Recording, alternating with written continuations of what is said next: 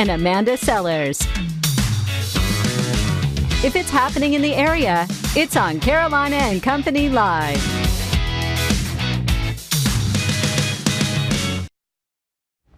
Hello, everybody. Welcome to Carolina and Company Live. It's a Tuesday. Hope you're having a good day. My day is fantastic. You know what it means? In 30 minutes, I'm out of here. I don't ever know what's going to happen. This is the best part of live TV. You never know. What I do know, though, is we have a lineup coming up. There it is, our Hollywood Minute. We roll right into our video of the day, and then celebrity birthdays. You never know what celebrity is going to have a birthday today. And also our guest today, let's see, we're going to talk about the World Series in Lumberton. That's a big deal. Yeah, the Youth World Series, a lot of fun. Yeah, and my financial advisor, of course, David Stacy, is going to be talking about things. We've got so many guests today. We sure do. Talking about the community kitchen, all kinds of stuff coming up. We've got a great show lined up right after your Hollywood Minute. The Avengers are headed to Saturn. Avengers Endgame tops the Saturn Awards nominations with 14, including Best Comic to Motion Picture Release, Best Film Director, Best Film Screenplay, and Best Film Actor nods for Robert Downey Jr. and Chris Evans. The Academy of Science Fiction, Fantasy, and Horror Films will hand out the 45th Saturn Awards in Hollywood on September 13th. They have deformities, including collapsed fins and broken teeth. So the idea that they spend all this time doing nothing, it's terrible. If you're bored all the time, it can cause depression, and depression kills. The Blackfish follow-up, Long Gone Wild, explores the treatment of orcas and the plan to create a sanctuary for the killer whales. The documentary is now available on DVD and most cable and streaming systems. Talk about a breakup song. In Avril Lavigne's new video for I Fell in Love with the Devil, she's both driving a hearse and laid out in the coffin as she ponders whether to leave a toxic relationship. It's the latest track off her album Head Above Water. Lavigne kicks off her first tour in 5 years, September 14th in Seattle. In Hollywood, I'm David Daniel. All right, you want to know what you look like when you're older? Well, I can already tell that. I can look in the mirror now. But there is an app right now, and it's called Face App. Take a look. Even celebrities are getting in the action. Here's Carrie Underwood and Mike Fisher, and you'll see Terry Crews, Sam Smith, and Dwayne Wade in just a few seconds. This app came out back in 2017, but it's making headlines again because Aging Game is on point. So it's been a lot of fun, too. So how does it work? Well, the app uses neutral networks, a type of artificial intelligence used to edit the photos. It can do more than just age you. It can also make you put on a smile. It can make you look younger, use makeup, swap your gender. And as you can see, it's pretty realistic. So age at your own risk. All right, I got an idea. We're going to do that tomorrow. We're going to do that. Okay. We're going to take our pictures and see how we look old and see how we look young. I remember when I was young one time. So that should be interesting. That'll be interesting tomorrow. Yours won't change on the old and mine won't change on the young? I'm just kidding. Oh, no, Just kidding. Let's talk All right, let's about look at today. Today is, of course, Wednesday, July 17th, and it's POWMI Recognition Day. That's right. And it's also World Emoji Day. All right, let's go back to 1935. There he is, Donald Sutherland. The man is 84 years old. He was in a 1970 movie, a great movie, MASH, of course. The Hungry Games, and of course, my favorite, Animal House. Great movie. 1952, David Hasselhoff. There he is, 67 years old. TV's Knight Rider, Baywatch, and in school he was the president of the choir and he played volleyball. Should have used a different picture of him, Brandon. Yes. All right, 1976, Luke Bryant, man's 43 years old, country singer, of course. Rain is a Good Thing, Drunk on You, and Entertainer of the Year a couple of years ago. That's right. Yeah, for a couple of years, too. He's a great performer. 1967, today in history, I heard it through the grapevine, was recorded by Gladys Knight and the Pips. And in 1997, after 117 years, the Woolworth Corporation closed its last 400 stores. All right. That's pretty wild. All right, know-it-all department, you ready? Yep. Why are bananas curved? You know why they're curved? You don't know? Actually, Okay. no, I do know. You know? I do. I You do. know? Yeah. Do you want me to tell you? Yeah. Or let somebody No, else you answer? tell me. Nobody, you tell me. They grow towards the sun. That is true. And I They're didn't read the curved card. because they grow toward the sun, and she did not see the card. Interesting. So that's pretty good. Yeah. You did good on that. You like that smarts Ooh, up there? I like that. That's it from the Know It All department today. We got a great show lined up, all kind of fun stuff, including, well, I think we're going to look at weather too, see how he does with that. See what happens. All right.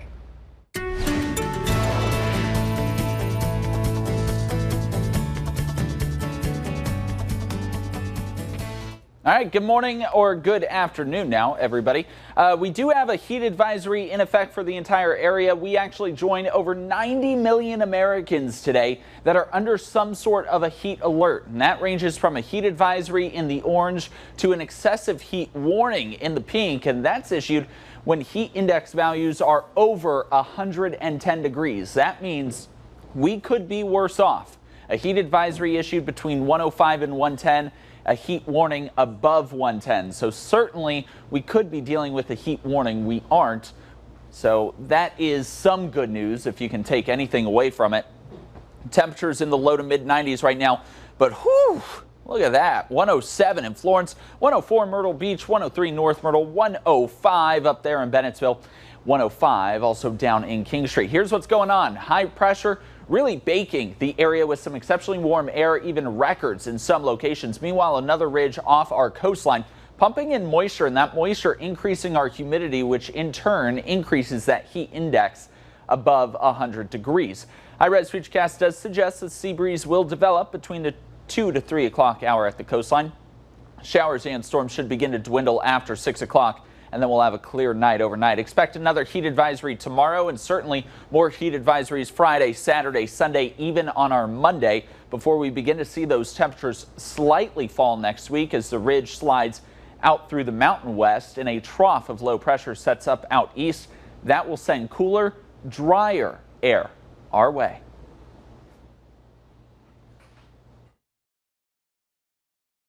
This segment is sponsored and paid for by David Stacy, your financial expert.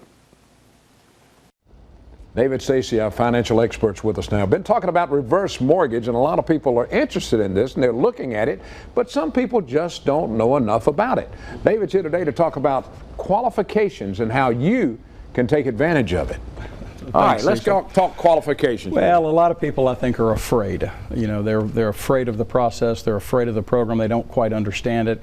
And like traditional loans, or unlike traditional loans, there is a qualification process for the reverse mortgage program. HUD implemented it back in 2015, and their fancy term for it is called financial assessment. But it's the way we do have to put people through a financial assessment right now. To make sure that it is a sustainable solution for them and for their retirement plans, you know, moving forward.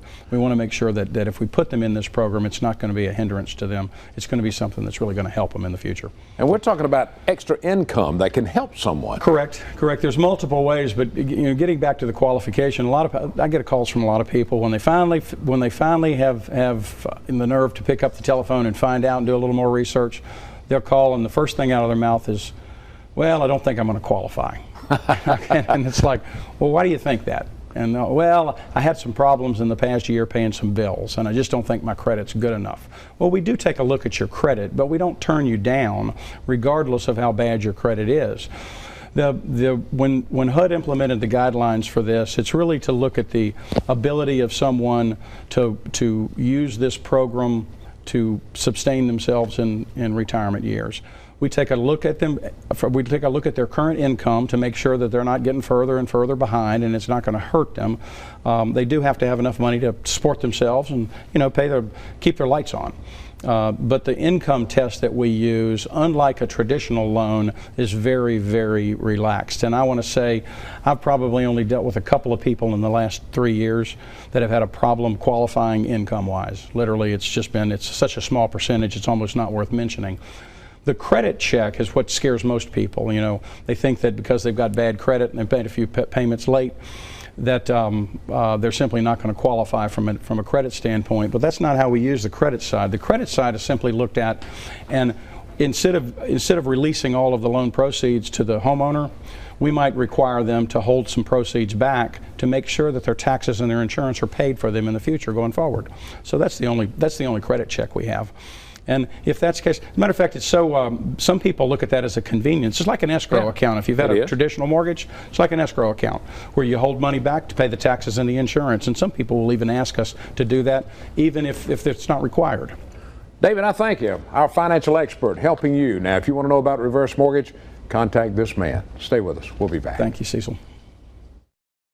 All right, an exciting event. The Dixie Youth World Series is coming back, happening July 25th through the 31st. 9 to 12-year-olds and some wonderful, wonderful baseball. That's right, Bruce. Now, this is what's so exciting. They were there, was it last year? Last year. Last year, yeah. Y'all had a big turnout for this 60 last year. teams over 2 weeks. Wow. And y'all had a big turnout and everything, and they loved you. So loved us. They don't usually come back to the same place. No, sir. How did that happen, not this Bruce? quickly. Well, what happened is the Dixie Youth officials decided to create what they're calling a Division II or small league for cities that have less than 10 teams in their league. So they have an opportunity to move forward. So this is the inaugural Division II World Series, and because Lumberton was so successful last year, they asked us to host it again this year. That's awesome. Now, that's pretty cool. All right, we're looking at some video and all now of this now. You got how many teams this year? There'll be 26 teams this year from 8 of the 11 states that comprise Dixie Youth Baseball. 3 of the states don't have small league. Okay. They're all Division I. Yeah, gotcha. This is a big economic boost for Lumberton. That is correct. Last year we estimated it to be about a $3 million economic impact on the community. So I figure $1 million to $1.5 million this time around. And pretty cool for you guys to be the ones who get to launch the Division Absolutely. II. That's huge. That's fantastic. We didn't have to bid on it really. They just came to us and said, "We want you to do it. Will you do it?" And we said, "Absolutely." Yeah, because when you go for the league, you have to bid on it to see who gets it. That's why it doesn't go back to the same place. That's right. Now, anybody can come see this, right? I mean, some awesome baseball. That's right. Really. Anyone can come. The daily passes are $10, and the tournament pass is $25. Get all the games. Be 9 through 12-year-olds playing. Wow. And you'll see some good baseball. It's really good baseball. Some of these young kids might go on to be the pro. Well, a boy out of Whiteville, Mackenzie Gore, is with the Padres organization in AA as a pitcher. Wow. He came through the Dixie Youth program out of the Whiteville community. Very cool. That's great. Bruce, thank you, buddy. We appreciate you. Yes, sir. Thank you for having us. All right, I'll go check out some baseball over there in Lumberton. We'll be back. All right, we're talking about the South Carolina Maritime Museum down in Georgetown. They've always got something going on, changing exhibits, bringing in new stuff, and now we've got the hurricane exhibit that's already started. It has already started. You know, the Maritime Museum is a really neat place. You guys do tons of exhibits and everything. Why a hurricane exhibit right now? Well, we're getting ready for hurricane season, right? Exactly. Hurricane season started June 1st, so we thought it'd be timely to open up a new exhibit. At that point, we hadn't covered hurricanes previously, so it's a topic that a lot of people are interested. What kind of stuff can I find there? You know, the history of the hurricanes in the area, is that kind of what you talk about, or tell me preparations? What does it cover? Right, it's the history of South Carolina's greatest hurricanes. It's called A Most Violent Storm, greatest hurricanes from South Carolina's past. We start the story in 1686 and we finish up with Matthew in 2016. That's pretty cool. We got a lot of displays, you know, pictures and everything, and a lot of write-ups where you can learn a little bit about everything when it comes to hurricanes, right? Sure. Each hurricane that we feature, there's at least a couple of panels that talks about what happened. Pulled a lot of information from historical newspaper articles. They're a fantastic source for learning about these past storms. Sure. Let me ask you a question. Well, I was going to say, you got something on Hurricane Hazel back in the 50s. Right, we do include Hazel. Wow. That was October 1954. Yep. You know, October, people start to forget that, you know, that we're still in hurricane season till the end of November. But they do happen, and sometimes major hurricanes that time of year. I remember Hazel. All right, I was going to say, when I come into the Maritime Museum, what happens? This is a self-guided tour, or is there someone who will walk you through it? How does this work? Right, we usually have somebody at our front desk, but it is a self-guided tour. Great. Admission is free. We do welcome donations. Absolutely. and the visitor is free to wander at their leisure throughout the museum. Our first floor focuses on Georgetown area and maritime history. That's what our museum was built from. And then upstairs we have our shipwreck exhibit and also our hurricane exhibit. Shipwreck exhibit, that's neat. I've seen that before. Yeah, they're all really neat. And you know what? I'm gonna the sailing camps you guys had. I heard that's been awesome. I think I'm gonna sign my son up for that next year. So there's something for everyone, is what I'm saying, at the Maritime Museum. Definitely, there is something for all ages, all types of people. So yeah, we definitely look forward to everybody coming in. What are your hours? We are 11 to 5, Monday through Saturday. Okay. All right. Okay, thank you. All right, down at the Maritime Museum in Georgetown, find out all about hurricanes. Justin, thanks for being here. Thanks for being with us today. All right. We got more coming up. Stay with us.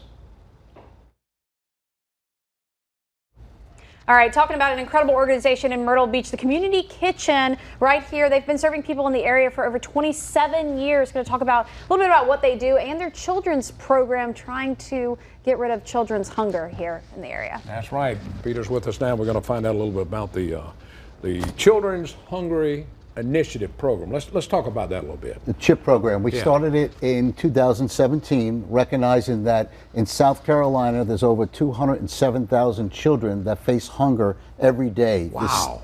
The statewide average is 1 in 5. Oof. But when we bring it home to right here in Horry County, it's 1 in 4 children. And I don't know about you, but for me, I just can't take hold of that. Yeah. So we decided in 2017 to partner with organizations that cater to children, that meet the requirement of those who qualify for a free lunch or a discounted meal at school. Okay. Those are the children that we wanted to target. Even some of maybe the organizations like Backpack Buddies and stuff. Do you guys partner up with other organizations? With, the first year in 2017, we partnered with the Boys and Girls Club of the Grand Strand. Today, we partner with the City of Myrtle Beach in their Recreation Summer Program and the Race Path community, the Phoenix Renaissance Race Path community. We provide them with a hot or a cold nutritious lunch Monday through Friday during the summer program, and we also give them an afternoon snack. We have already fed this summer over 13,000 children. That is a lot. And the only way we do that is by people supporting us. All right, now do you have any grants coming in? Do you get some grants? We do have also? Some grants. The Public Charities has been a great supporter of our children's program, along with the Chapin Foundation. Fantastic. So those two organizations have really allowed us to start it up and move it forward. But when you just look at the numbers and the children, it's this year already. The first year we served 36,000 children. This year we're already up to 33,000. And we're only in July. You know, this is America, and you don't think this could happen in America. It's happening right here. It's very sad about it. All right, if there's an organization watching right now or a company, what can they do to get in to help support you?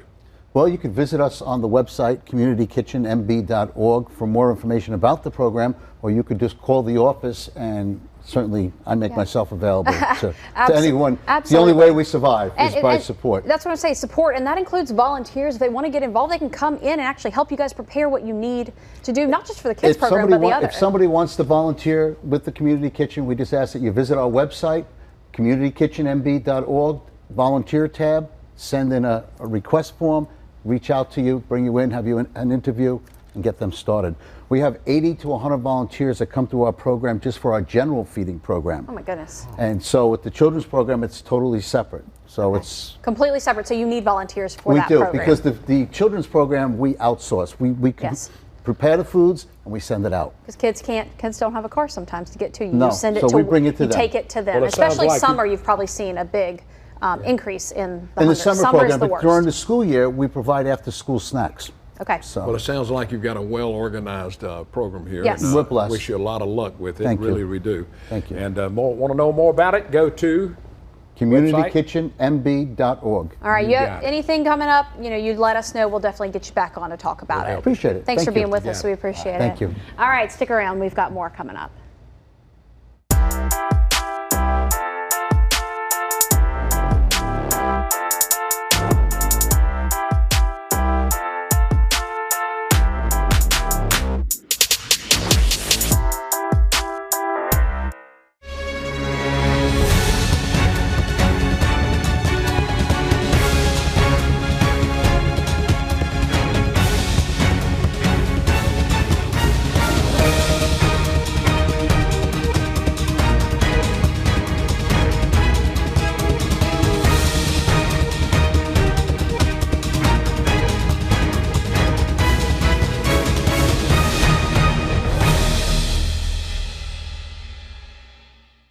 It's funny, it's crazy, and you never know what Cecil or Amanda are going to say or do. Chewing gum burns about 11 calories It's per hour. Carolina and Company live weekdays on ABC 15. A fun show that makes you laugh and makes you feel good about where you live.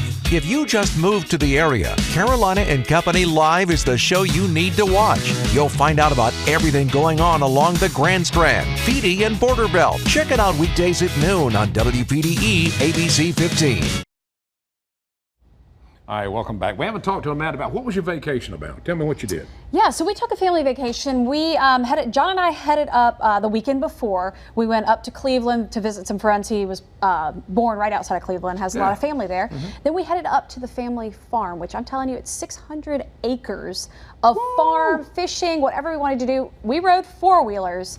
Oh, here's some. Okay, well, that's we came back and went to a Cleveland Indians game right there. You'll see some of that. That's us up in the loge of the Hargrove suite. Mike Hargrove is a good friend of John's dad, and he coached the Indians, played for him. So we got to go up there, which was really, really a cool experience. That is from being up in the Pennsylvania area, the Cranberry area right there. We went down, we saw crawfish, we got to catch them under the rocks, go four-wheeling, go fishing, all kinds of really fun stuff. It was an outdoor fun event. And you know what the best part? What? There was no Wi-Fi, there was no TV, so no tablets, nothing worked, and I barely had service. I couldn't have gone. You could have. It was it was awesome, you guys. I definitely encourage you guys to take We had a great time, everybody. We'll see you tomorrow. Have a great day, everybody. Enjoy the weather.